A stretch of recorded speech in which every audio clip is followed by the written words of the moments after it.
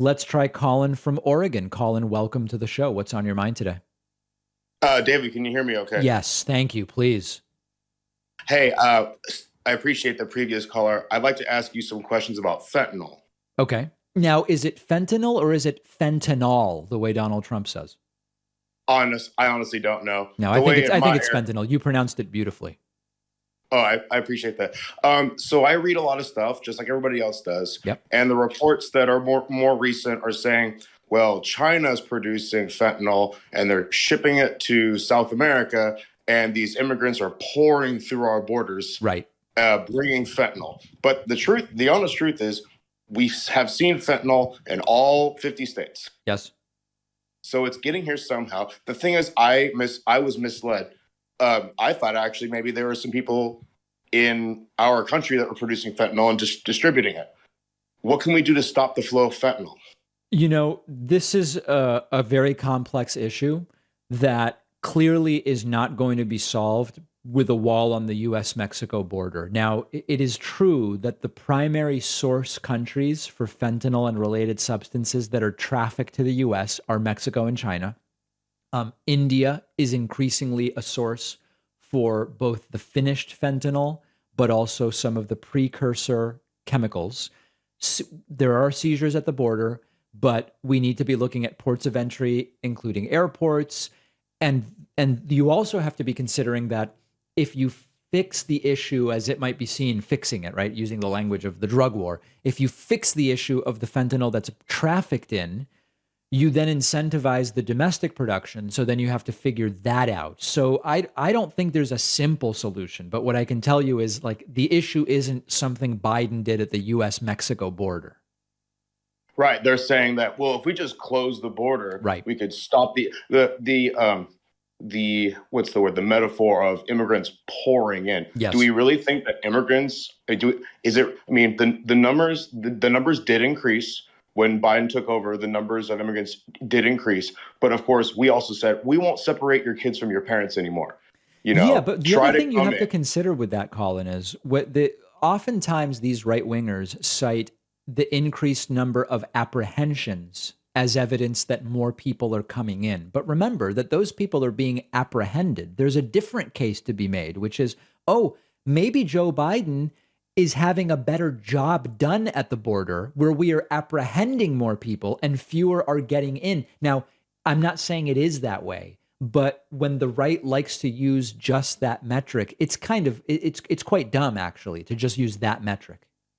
And I've talked to many right wingers and I said, that they used a border wall campaign fund to grift up millions of people and raise a few $1 million.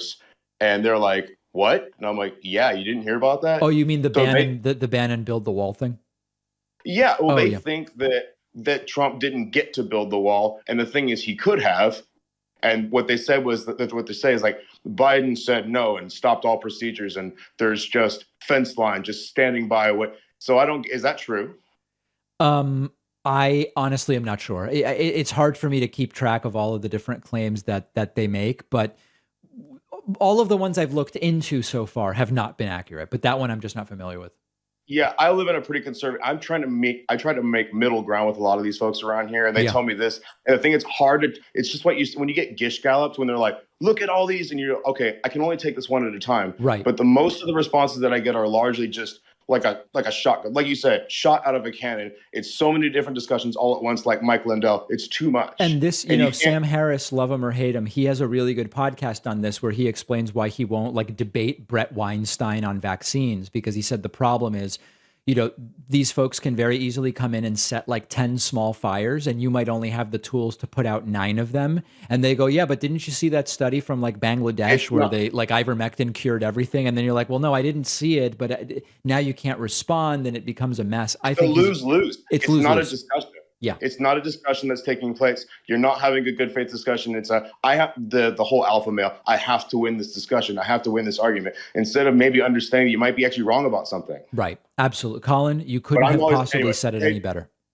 Anyway, sorry. I want to say I'm grateful for your show and I'm grateful for you. Thank you so much and have a nice day. You too, and have a good holiday. And are you doing turkey? Are you doing multiple roast chickens? What are you doing?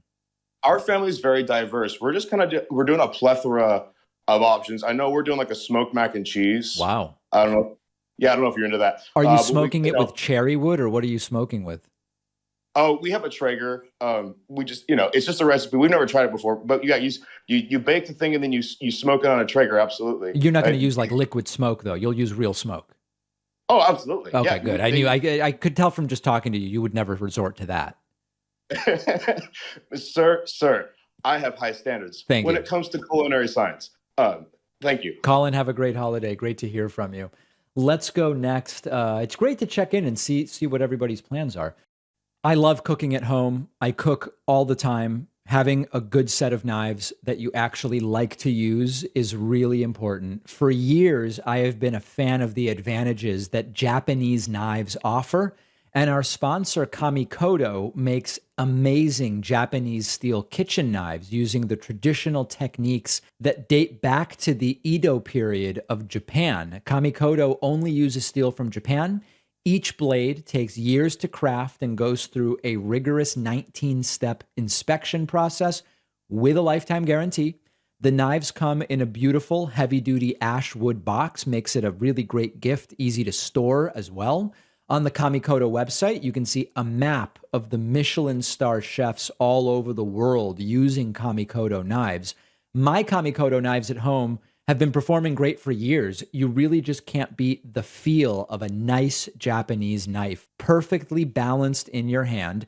And Kamikoto is now running a big Black Friday sale. My audience gets an extra $50 off. Go to kamikoto.com/Pacman and use the code Pacman. The link is down below.